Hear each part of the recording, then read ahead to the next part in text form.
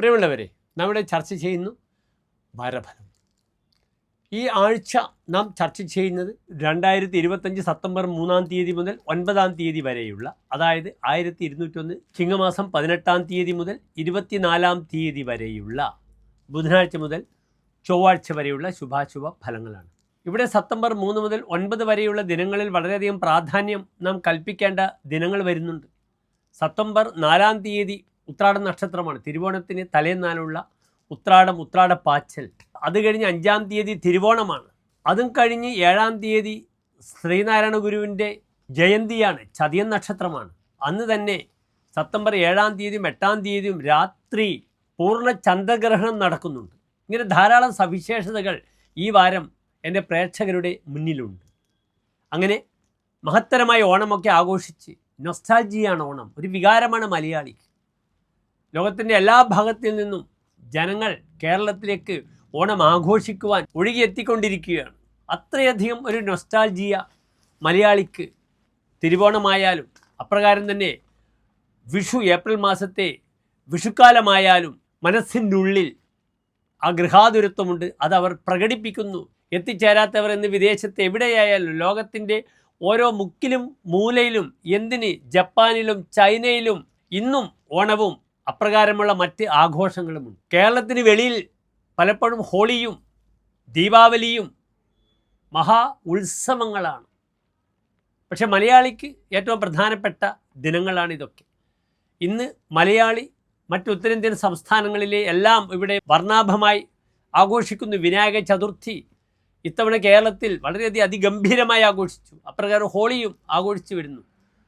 എന്തിന് വിദേശികളുടെ Valentine day ഫെബ്രുവരി മാസത്തെ ആ ദിനം പോലും യുവാക്കൾ അതിഗംഭീരമായി കൊച്ചിയിലുമൊക്കെ ആഘോഷിക്കുന്നുണ്ട്.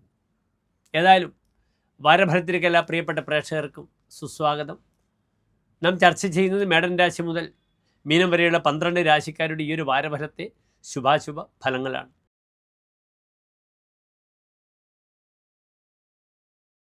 മേടരാശി എന്നാൽ നിങ്ങൾക്കറിയാം, അശ്വതി ഭരണി കാർത്തിക നക്ഷത്രത്തിൻ്റെ ആദ്യത്തെ 15 നാഴിക വരുന്ന 2.25 നക്ഷത്ര സമൂഹം.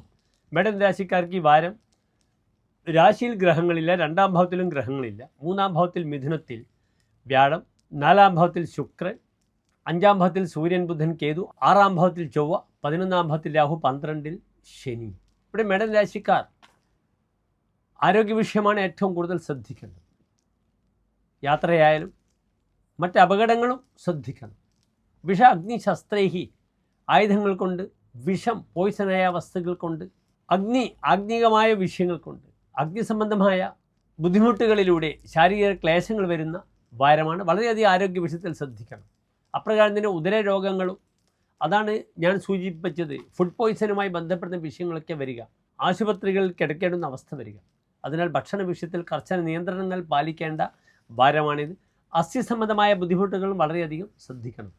സന്താനങ്ങളെ അരിഷ്ടതാ വിഷയം ശ്രദ്ധിക്കുക തന്നെ വേണം. വിവാഹ വിഷയം, അപ്രകാരം വിവാഹം കഴിഞ്ഞ ദമ്പതികൾക്ക്